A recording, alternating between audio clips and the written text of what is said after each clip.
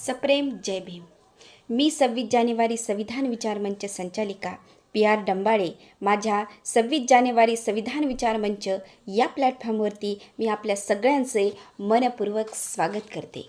मित्रांनो, आज 26 नोव्हेंबर हा दिवस संपूर्ण भारतामध्ये संविधान दिन म्हणून साजरा केला जातो.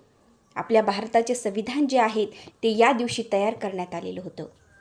संविधान निर्माते, संविधानाचे शिल्पकार, परमपूज्य बोधिसत्व विश्वरत्न, महाकारुणिक, महाज्ञानी, महाकायदे पंडित, आदरणीय, सन्माननीय माझे प्रेरणास्थान डॉक्टर बाबासाहेब आंबेडकर यांनी हे संविधान लिहिलं.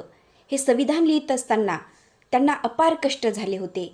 अनेक आजारसुद्धा त्यांना होते. मात्र त्यांनी या आजाराकडे आणि या आजारातून होणाऱ्या वेदनांकडे दुर्लक्ष केलं आणि या देशाला, या देशातील प्रत्येक व्यक्तीला वेदनेपासून मुक्त करण्यासाठी त्यांनी या भारताचं संविधान लिहिलं.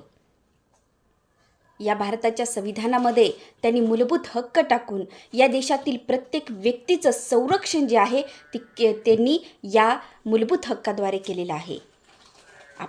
आपल्या ज्या वेळेस आपल्या मूलभूत हक्कावर आक्रमण होतं त्यावेळेला आपण न्यायालयाकडे जातो, तिथे जाऊन दाद मागतो, तिथे आपले हक्क मागतो. मात्र कधीतरी आपण हा विचार केलेला आहे का की या मूलभूत हक्कासोबतच आपल्या भारतीय राज्यघटनेमध्ये मूलभूत कर्तव्याची सुद्धा तरतूद आहे. हे मूलभूत कर्तव्य काय सांगतात याकडे सुद्धा आपण लक्ष देणं गरजेचं आहे.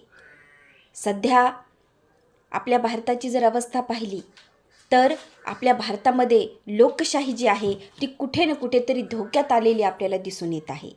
जर लोकशाही धोक्यात आलेली असेल तर त्याला जबाबदार हे शासन आहे म्हणण्यापेक्षा, सरंजामशाही म्हणण्यापेक्षा या देशातली जनता जबाबदार आहे असं म्हणणं मला जास्त संयुक्तिक वाटेल.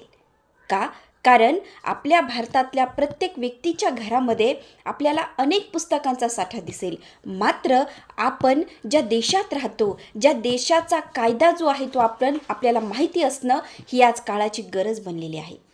सध्या जर आपण विधानसभेच्या निवडणुका जर पाहिल्या तर आपल्याला लक्षात येईल की याद्वारे भारतातील व्यक्तींमध्ये किती संविधानाच्या बाबतीत निरक्षरता आहे, किती अज्ञान आहे आणि या अज्ञानाचा फायदा घेऊन काही लोक हे सत्ता काबीज करत आहेत आणि आपल्या ज्या काही पिढ्या आहेत त्या पिढ्या पूर्णपणे बर्बाद करण्याचे षडयंत्र रचत आहेत. आपण पैशांना भुलतो, आपण अन्य गोष्टींना भुलतो.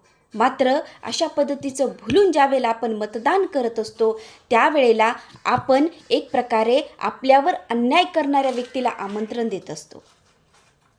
हे जर आपल्याला कुठंतरी वाचवायचं असेल